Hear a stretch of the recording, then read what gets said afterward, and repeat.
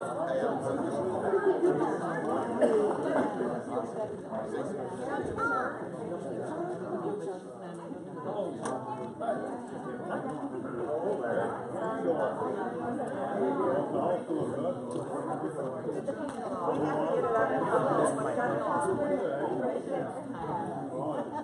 know it was your fault. It was mine. Mike, yeah. Okay. I know a lot of people do it. Hello.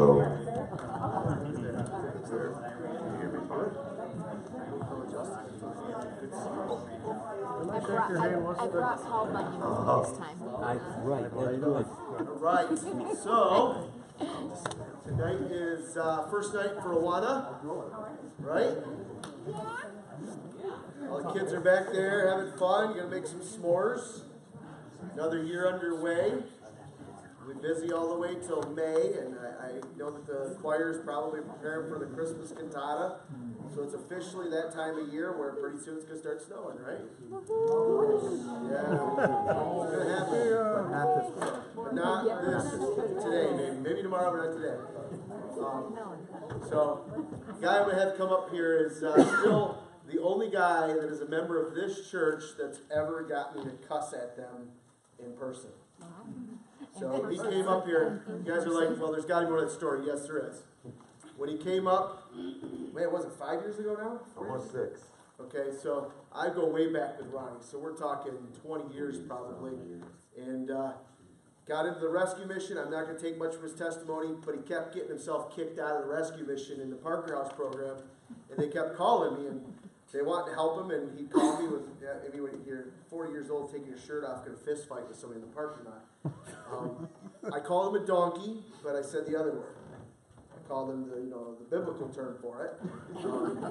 Why am I telling you that? Because I want to make sure I tell you before he tells you in his testimony. Probably will. So I just told him you need to stop being that and listen to these people down there and do what you got to do to get right. But we love Ron because he's raw, he's real. He's going to shoot you how it is, whether you want to have it heard said that way or not. But he's going to bless your heart. I read through what he's going to preach on. I didn't read his testimony. I want him to go where God's leading him. But I did read what he's going to preach on and teach on. So I know you will be blessed tonight. So, Ron, come on up. You're going to do it.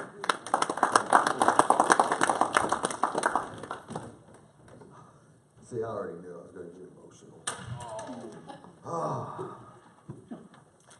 There's a lot of things that, a guy does. Some you regret, some not.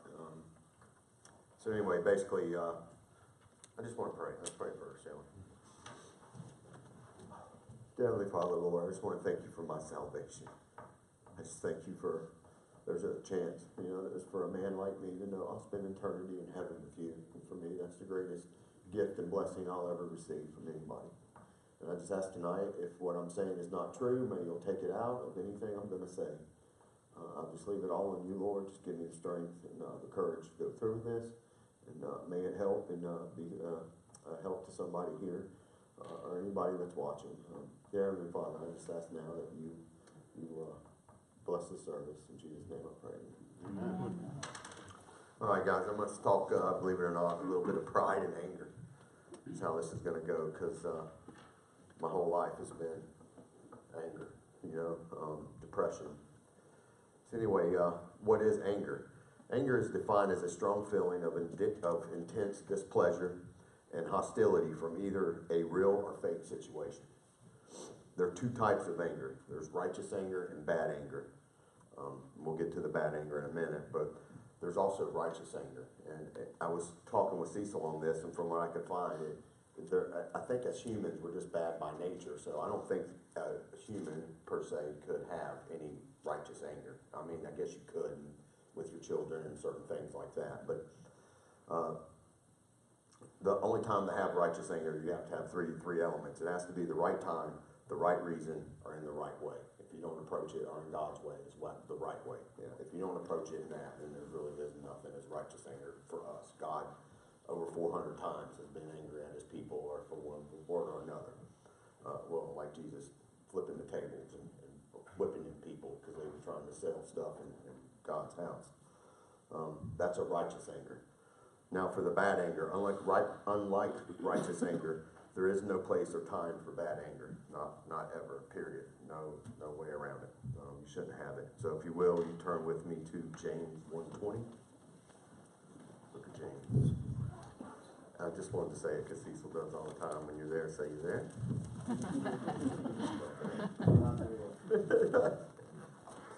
I'd still be looking, but I have everything pre-marked, so. All right, and in James 1:20, it says, "For the wrath of man worketh not the righteousness of God." From that, human anger does not produce the righteousness that God desires. Many of you know me, and you know how I am now, a believer, and sadly, a slack follower of Christ. There's no way, by no means, am I up here saying I do what I'm supposed to be doing for Christ. I try hard every day, but there's way more I can still be doing for Christ, for everything that He gave for me. So I just want to make that clear. I'm one of the biggest hypocrites you'll find, probably. We'll go.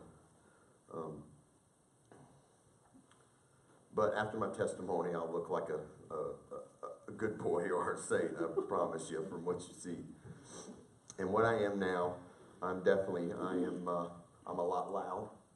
I'm definitely a lot proud and prideful. There's no way around it. I'm a lot outspoken. And after you hear my testimony, you'll kind of realize why. And most of all that, I'm a lot broken. I love Dave Bolo's service he did a few weeks back on brokenness, because that was me. I'm completely 100% broken. And then, like Dave, I had to be broken to the point, as we said 6 years ago, I had no home, no truck, no job, no life. Completely homeless, living in a tent on the river, on the Swanee River, thank goodness. Other than that, I could get what I needed from the river. I could fish, I oystered. I made $400 to $600 a day. Everything that I made, besides putting gas in my truck and my boat to go to work the next day and some cigarettes or from a little sandwich, everything went to dope. And when I say dope, I mean drugs, all shapes and forms. It didn't matter. If you didn't have what I wanted, I could find it somewhere else. Go to endless miles to get it. And that's kind of how that goes. So I want to go into my testimony before I continue with what I have. I was born in a little small fishing village in Swanee, Florida. Cecil can attest. It's about, if you see swamp people on TV, that's just about what you get Florida style. 78,000 federal acres of swamp and marsh, gators, moccasins. To me, it's complete freedom. I love it because usually nobody comes there. I was born to my mother. Some of y'all met her, Peggy. And my real father, 2 months before I was born, went to prison for murder, so I never got to know my real father. My mom, being a single mother with me, wanted to move from Swanee because nothing there, as he said. So for her to make a life, she went to Bradenton, Florida, which is down farther south, just below Tampa. And I grew up in Bradenton, Sarasota, where she could make a life for me. My mom worked as a bartender at that time, not saved. She was selling speed behind the bar, barbiturates, things like that, to try to make extra money at the time.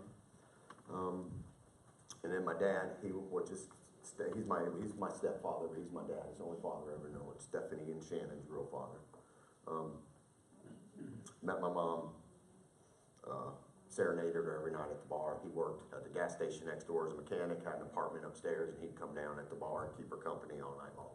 So that's how they met.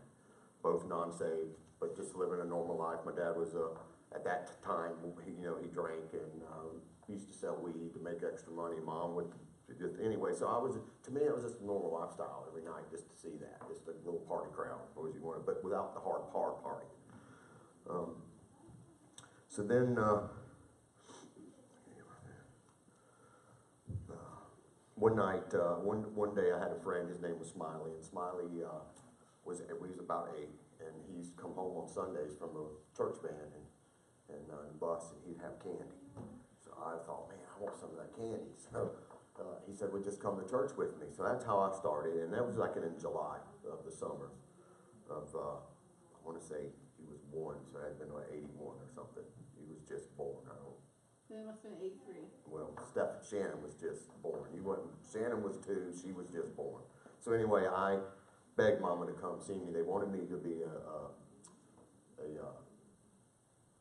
one of the wise men in the Christmas play that year.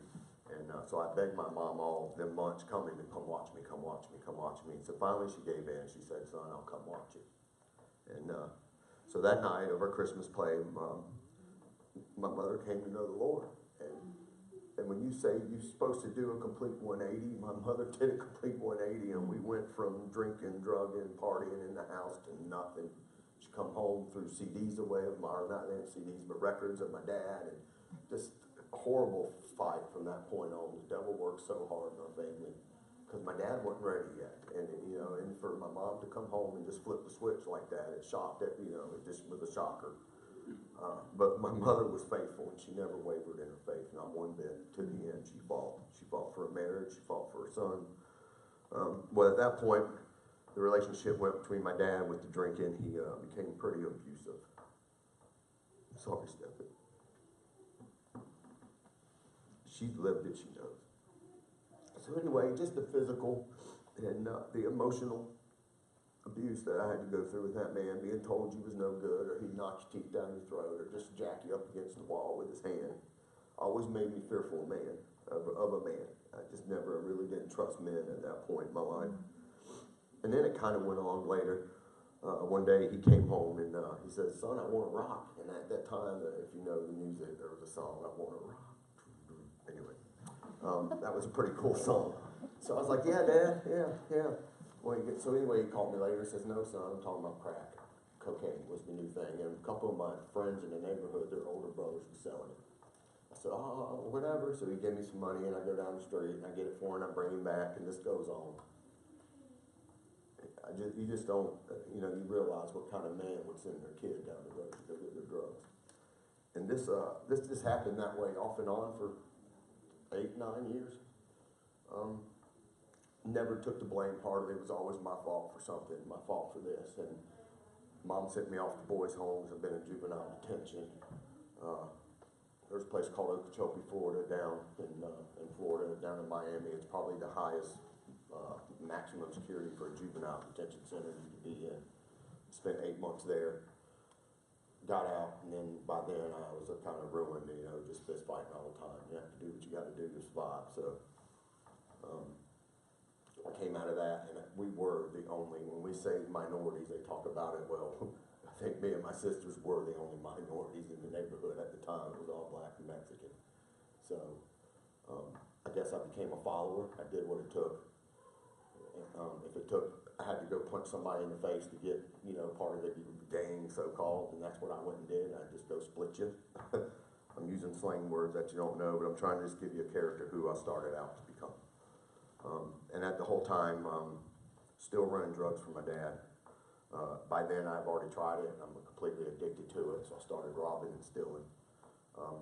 Got kicked out of the home at 15. I told Mom I wasn't going back to school, so my mother, God bless her, kicked me out of the house. If you're not going to go to school, you're not going to stay in the house. So I tried to become a man at 15. Didn't work through drugs, alcohol. Just in and out, and then I went to another boys' home, Jeremiah Home for Boys. I did that. It didn't work for me either. It lasted just while I was there, and when I got out, I was right back in the same neighborhood, same people. And my dad caught my dad smoking one day. I came home, and I thought that was the time I was going to be all right. And he offered to give me some if I didn't tell Mom. So of course I'm weak. It's right in front of my face, and I did it. And then I was right back on it again until.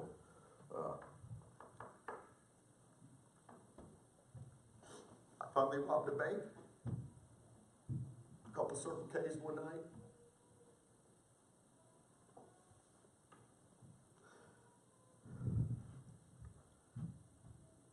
And went to prison. I did 6 years in Brevard Correctional Institution in Florida. It's what we call a gladiator camp, a JIT camp. Everybody was from the ages at 18 to 25, which was youthful offenders.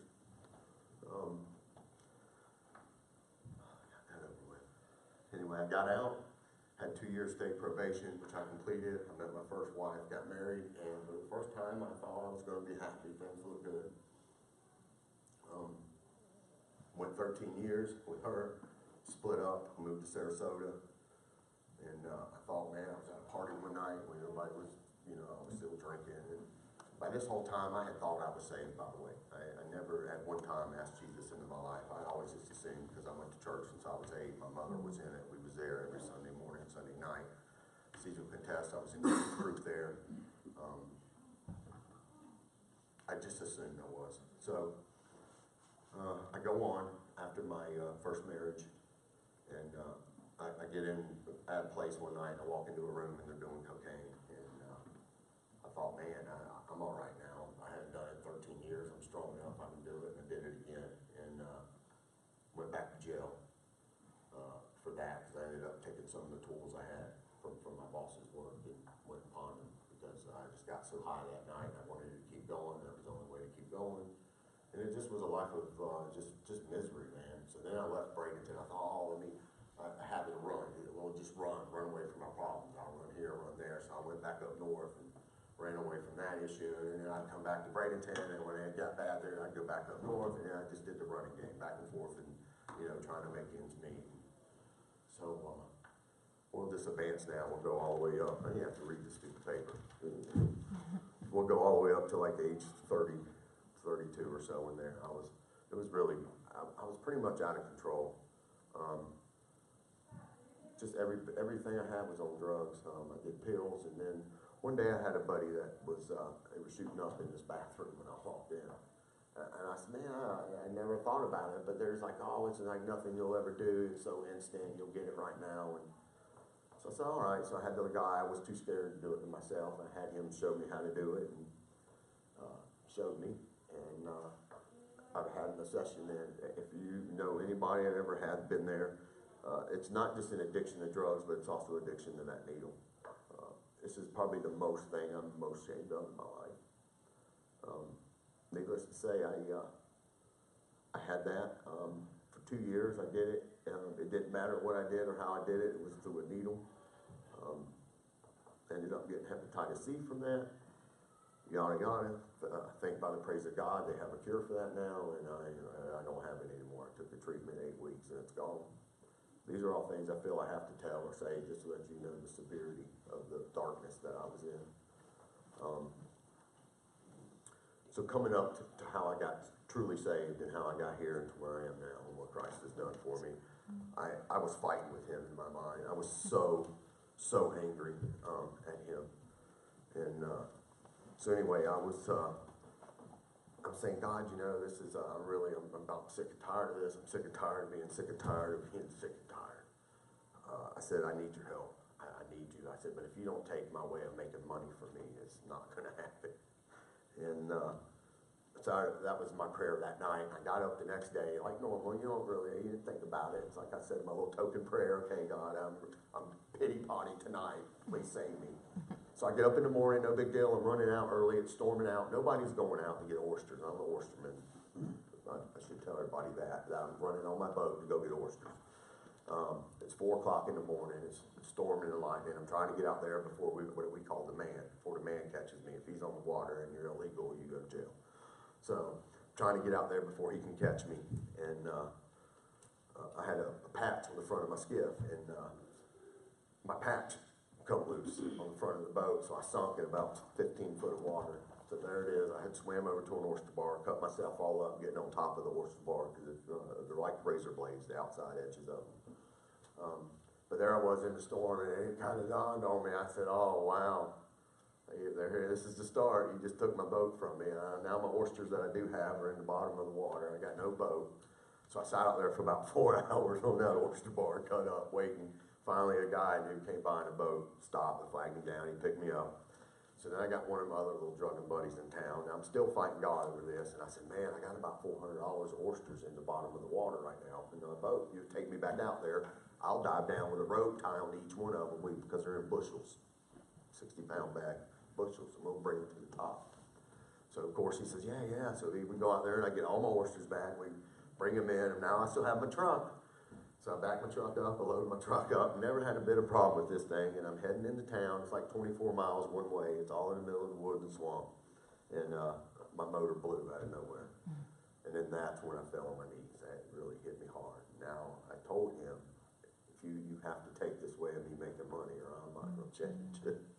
So he took my boat, he took my truck, he took all my money, and I had nothing. And I went back, and my Aunt Sharon allowed me to put a tent just because I didn't want to be down by the river all the time, because all the people that in the town, where there was probably 6, 7 of us that all dabbled in drugs in one form or another. Pills was prevalent real hard back where we was at, shooting Roxy's, Oxys, Dilaudid. It didn't, just whatever you could get a hold of. For some reason, the drugs always come in 20s, everything's $20. Everything costs $20. Never mind, it's just a joke for a second. Because you want to borrow $20. So if I went to my sister or my mom, oh, let me get $20. No, because she already knew what the $20 were for. And it's a $20. So anyway, I was sick. I asked Matt Sharon if I could put it on the side of the tent because I didn't want to be down where everybody else was. I was really trying to get away from it. And if I saw them, you just know how that game goes. So if it looks like a duck and walks like a duck, it must be a duck. So then I thought, you know what, clear blue sky, I don't know. It's all worked out. By this time, Stephanie has been up in New York and everything and come down. And if something out of the blue just called me, you need to call Cecil. You just need to call Cecil. So I called Stephanie first to see, and she said, well, I'll get a hold of Cecil and have him call you. And he actually called me. I didn't know he was going to call me or not. I was just praying he would.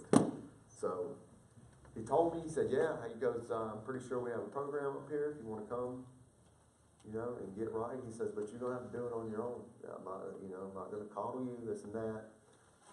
So I got up here, I went to it. In the beginning, they wasn't going to let me in because anytime you do anything, it still stays in your system, for 30 days. And so I told Cecil that I was clean, and basically a few days before that, I wasn't clean. I had done it, but at the time, I was honest with him. No, I wasn't on anything. I was still clean. So when I got in there, they made me do a drug test, and it came up positive. And so anyway, and then I tried to, in your sickness, you still try to put it off on them. I said, so now I'm flipping out on them, like my anger, this is my pride really comes into play here. And it's like, you brought me up here, and nobody brought you up here, dude. You brought yourself up here. That's the bottom line. I'm the one who caused this. And, you have to start taking actions and responsibilities for you. Because I don't go with a disease. You can hear people argue back and forth. Addiction is a disease. I truly believe it's a choice you make in life.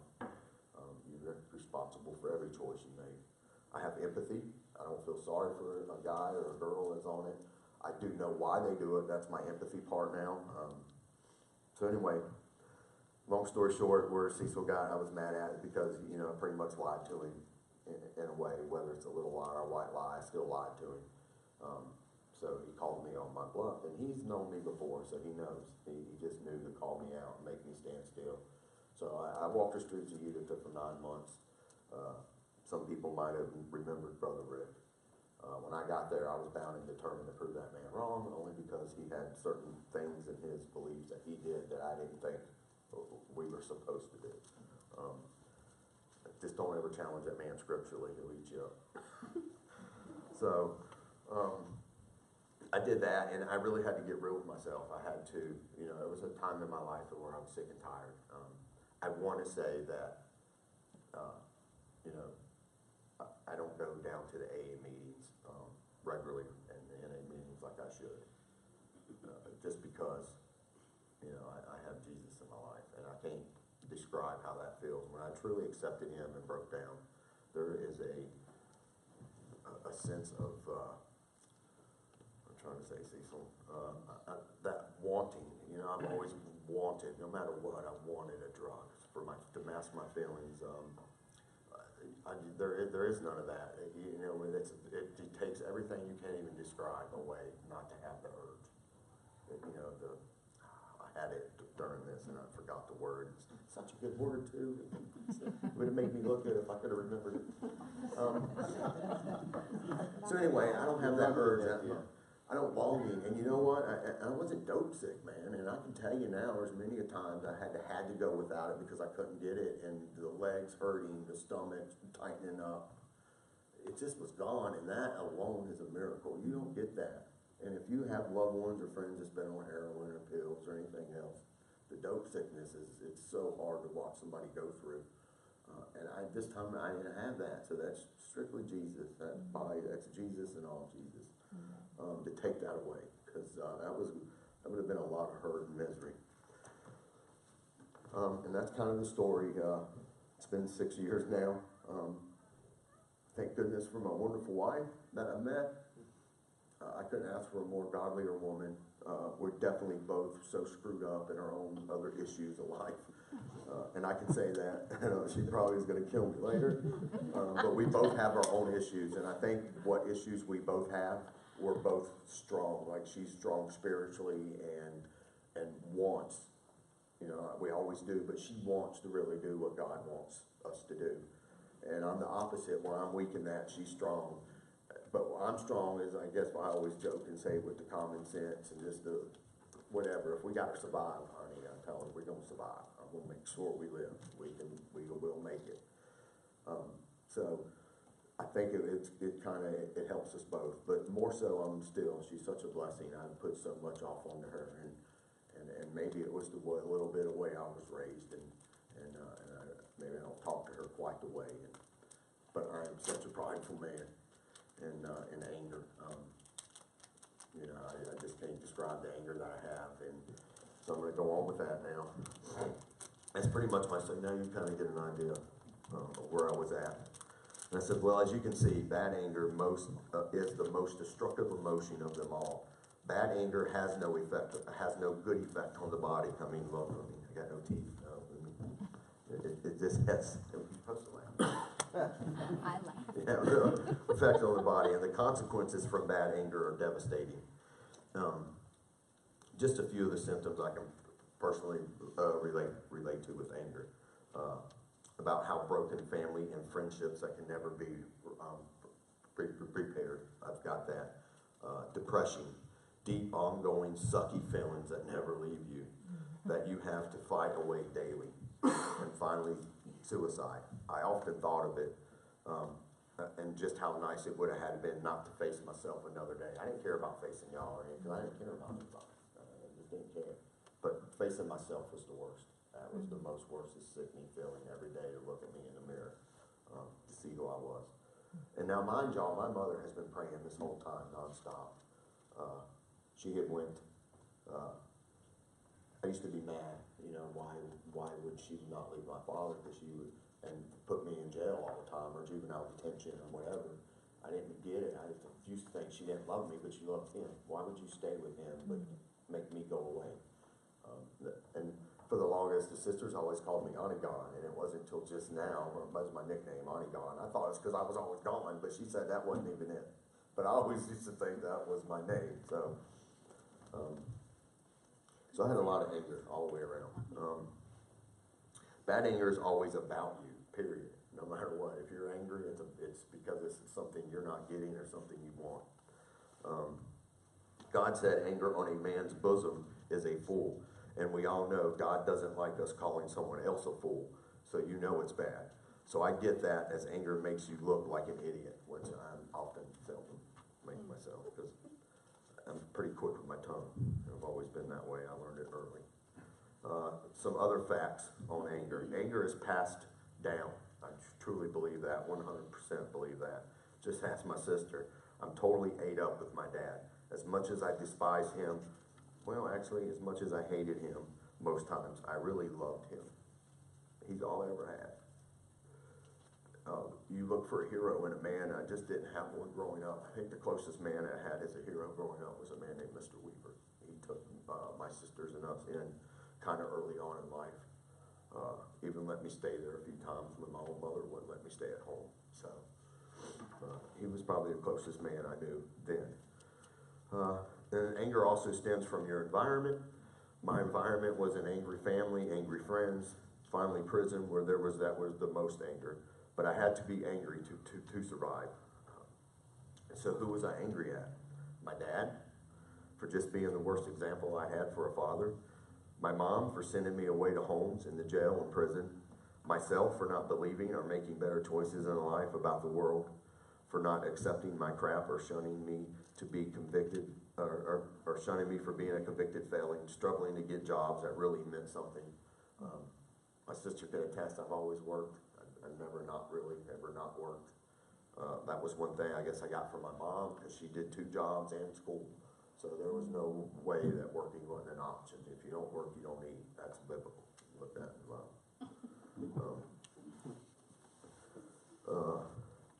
But no, that's not who I was mad at. And this was why I kind of waited till I got to here, because in the Parker house, I finally came to a deciding. I went to counseling for 9 months while I was there, and my final thing that helped me heal is I finally had to figure out who I was angry at, and I was angry at God. That was it. Once I realized that's who I was really angered at, it came down to the bottom. And it's going to sound stupid to you, but I had to forgive God in my own mind, not like I had to get right with Him first. And it's not that that makes sense, because all I deserved was to crack hell wide open. I figured I can hear God now say, all right, boy, if that's what you need to have from me, then I'll give it to you as long as you get yourself right. So, because I used to, for forever, I would say, what kind of God would make my mother stay with a man like that and make me go away? You know, it would make her son leave and stay with a man that never got in trouble for nothing. And that was my anger. That was my anger, was at God. I didn't understand. I just didn't think it was right. I used to argue with him and cuss him. So anyway, once I forgave God or got right with Him, then I could start the healing process. It took me a full year of deep soul searching and prayer before I felt the pain and depression leave me. The verses that hit me the hardest while I was in the Parker house was, you can turn there if you want, Ephesians 4:26 through 31. They say, in your anger, do not sin. Do not let the sun go down on you while you're still angry. Do not give to the devil a foothold. Anyone who has been stealing must steal no longer. I thought that was kind of like, oh man. But that also has another meaning. But must work to do something useful with their own hands, that they may have something to share with those in need. Do not let any unwholesome talk come out of your mouth, but only what is helpful to build others up according to their needs, that it may benefit those who listen. And do not grieve the Holy Spirit of God, for whom you were sealed for the day of redemption. Get rid of all bitterness, rage, anger, brawling, slander, along with every form of malice. It's just kind of cool where he says, whom you were sealed for the day of redemption. And it's like, that was such a blessing to me when I looked that up to see what it was. To know that I was chosen. You know, He chose me before I was even born. He knew this was going to happen. He knew his whole plan. Maybe that's what it was going to take for me to break down to Him. You know, but just to know that I was chosen already, it makes it even such a sweeter gift. And then Jesus is always talking to me, or better yet, I'm always talking to Him in one form or another.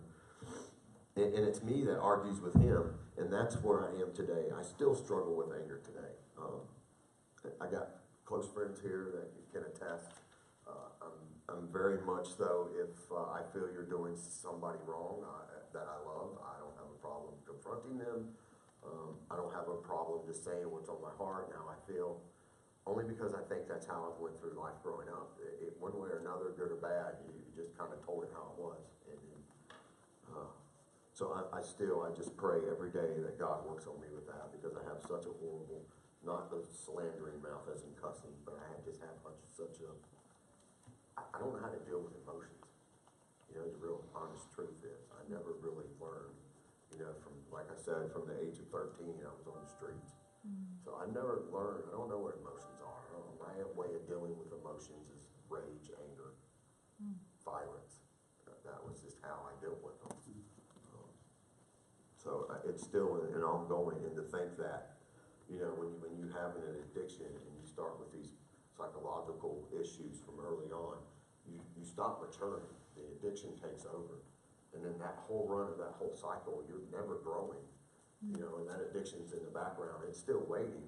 So by the time you do get yourself right, you've got to start there again. you know, with your, so it's mainly like, you know, now I'm a little bit older, I'm probably 18, 19, 20, whatever. I think in my mind I'm that way, but my body tells me different.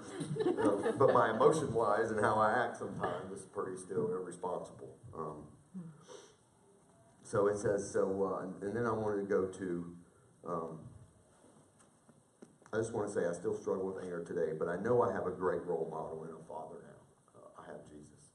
And there's no other better example you could have for a man than him. You know, how you're supposed to treat your children, your wife, everybody around you every day. And the part where it comes working your hands, where did I say that? Yeah.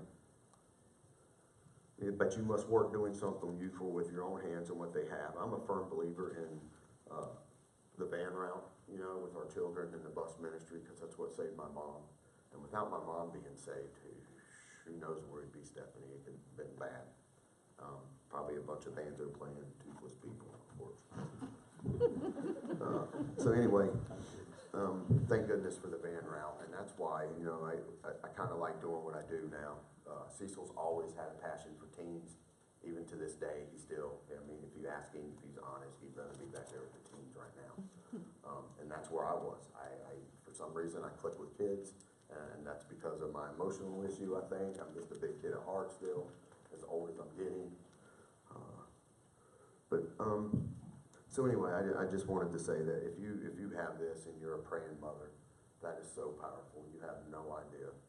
Don't stop praying for your kids ever, good or bad. Just continuously pray for your kids. It will always prevail. When, you know, hopefully, sometimes it doesn't. But,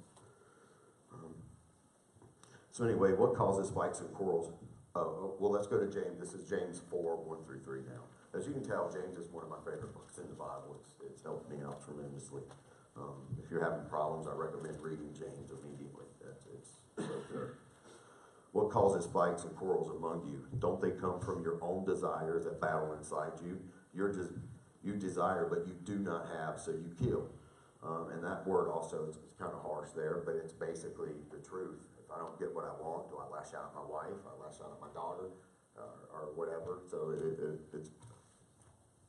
it means the same thing as that. You covet, but you cannot get what you want, so you quarrel and fight. Then you ask, and you do not receive, because this is the verse that got me, because you ask amiss. And I was wondering about that word. So anyway, that you may spend what you get on your own lust. Well, the Greek word for amiss has two words, both meaning the same. Is that a topos? Okay. Which is referring to which that is in improper. And then you have kekos, I believe, right, Susan? And that's referring to that which is wicked or morally. I'm asking Cecil to pronounce words. Yeah, right. Exactly. Okay. So, and kekos referring to that which is wicked or morally wrong. When you go to the Greek, though, it sounds more convicting. So for me, that was, I had to get, because when I just said amiss, I didn't really get that word. But then when I went and looked that word up, because I didn't know what it meant, I was like, oh, wow. So you're asking God, you're praying for God for stupid stuff. It's like, it's not going to work. So, all right, so in closing, I did good, man. In closing, I want to leave you with James 1:19 and 20. It says, my brothers and sisters, take note on this. Take note of this. Everyone should be quick to listen, slow to speak, slow to anger. If that's any advice I could give anybody that's having times with that, do it. Because I very seldom do it still. And I'm never saying you're an old dog, you're too old to learn a new trick, but I don't know if I'm ever going to get better with my quick tongue. Maybe I'll die with that. But I try hard now. I realize when I've done somebody wrong, I know it's wrong immediately, and that only comes from conviction, and having Jesus in your life, because there's nothing you're going to be able to do and not have some conviction on it if you're not saved. I mean, if he's not in you, then yeah, it's not in you, wasn't there. And I know me. I know this is not the fleshly Ron well, this is fleshly Ron, but this is not the old Ron. Because like I said, it's completely different. I don't desire the drugs. I don't want to be the person I was. I don't want to hurt people no more. just want to try to give back every day that I can now. I try to make it better for somebody else and things that I did. And then finally, I said, don't be like me, a hard-headed, always right, proudful, stupid man. Stupid man. Stupid man. Ask for help. Mostly ask God for help. But like him or hate him, even if you're mad at God, tell him you're mad or angry. He already knows. I mean, you can't hide your heart from him. And after all, the Bible says you cannot be right with God and be angry with another person. I thank y'all guys for sharing. And Amen. so we want to pray.